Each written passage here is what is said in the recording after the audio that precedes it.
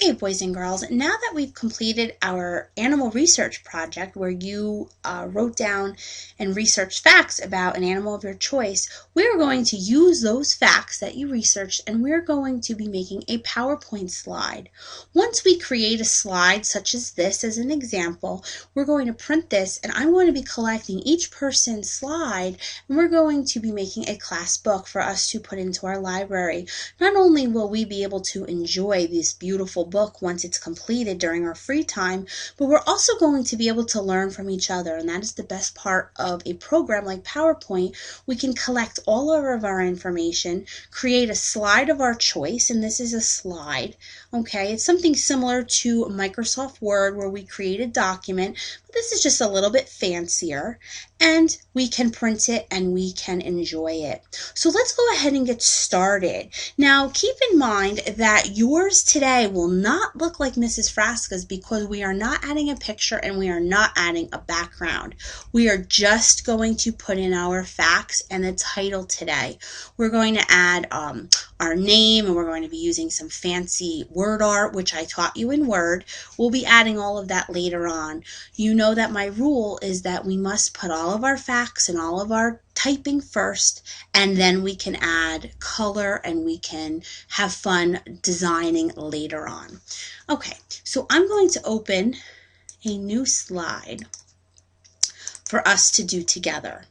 Now here is a blank slide, and this is called a layout where it says click to add title and click to add subtitle. This is just one type of layout, which simply means when I start typing in these boxes, the text will lay right here in this box and right here in this box. For today's purposes, we're going to change the layout to something called to content. To content gives us an option for a title, and then we're going to type some text here. And then we're going to be inputting a picture here. All right, so once we have this on our screen, I'd like you to click in the title box and we're going to type the title of your animal. So I chose a zebra. Notice how Mrs. Frasca started her title with a capital. A capital is going to be a shift and a Z. Okay, for zebra. If you are doing a monkey, it will be a shift and then an M for monkey. Okay, once I've put my title in, we're not going to change the font or the color just yet. We're going to click into my next box. Now, of course, it's your choice. If you want to put your text over on this side, go right ahead. I'm going to put my text on this side. Okay, even though my example has it on the other side, I'm just going to show you a different type of layout. So, I'm going to type in my 3 facts. My first fact is a zebra belongs to the mammal family. I put a period. I see that my cursor is at the end of my sentence. Okay, be very careful if your cursor is in the middle of your sentence and you go to click enter, we have a little bit of a problem, but don't panic. Okay, if that happens, you just have to go. You can do 2 things. You can click the backspace on your keyboard and bring your text back up. Or if that happens, you can go up to this little arrow and you can undo it. Okay, that's the best part, is undo. It undoes anything that you did incorrectly.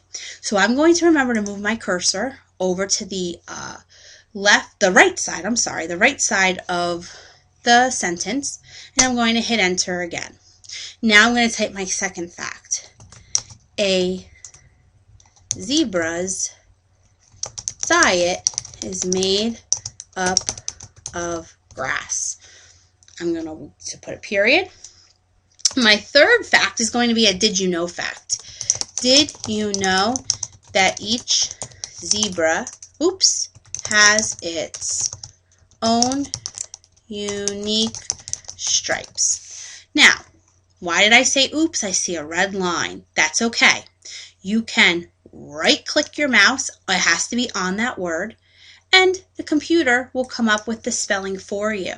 Now, if it does not have a spelling for you, don't worry. We will go back and check your spelling later. Do the best you can, okay? But you're typing from your sheet, which you did with mom and dad, so your spelling should be pretty correct. Once you have typed your text, I see 3 black dots. Okay, they're in a form of a list. Those are bullets, and those little bullets keep my text nice and organized. I am going to go ahead and move my cursor to the end of my third fact. Now here is where today we can now start to add color and we can change the font. What I'm going to do is I'm going to need to highlight what I want to change. So if I want to just highlight this third fact, okay, I'll show you again. I'm going to click outside the period, hold my mouse down, and drag up to the word did. I'm going to move my mouse and I'm going to change the color perhaps to purple. Okay, but I'm not happy with my font. I want to change my font. Okay, so I'm going to click on my down arrow and I'm just going to drag my mouse along all of these different kinds of fonts. Do not worry, you're not probably going to be able to read many of these. That's okay. Just go ahead and scroll down until you see one that you like. I happen to like this font. And I'm going to make sure that I click outside of that fact so that my cursor is again on the outside. Now I'm going to do the same for this fact.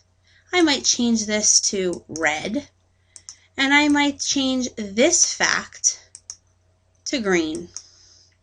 Okay, and now you can go ahead and change the font if you want to keep the whole set of facts in one font.